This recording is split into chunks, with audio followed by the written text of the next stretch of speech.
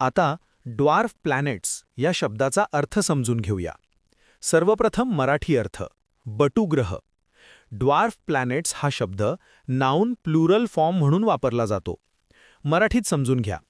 Dwarf planets म्हणजे सूर्याभोवती फिरणारे पण पूर्ण ग्रह म्हणून मान्यता नसलेले लहान आकाशीय पिंड. हे ग्रहांसारखे सूर्याभोवती फिरतात, पण त्यांच्या कक्षेत इतर लहान वस्तू देखील असतात, त्यामुळे त्यांना पूर्ण ग्रह मानले जात नाही. उदाहरणार्थ, प्लुटो हा एक प्रसिद्ध ड्वार्फ प्लॅनेट आहे. इंग्लिश मीनिंग बघूया.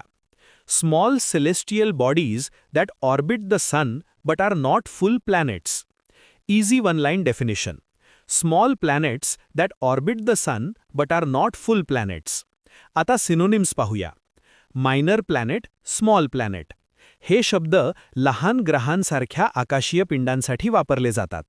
आता अँटोनिम्स पाहूया. Major planet, large planet.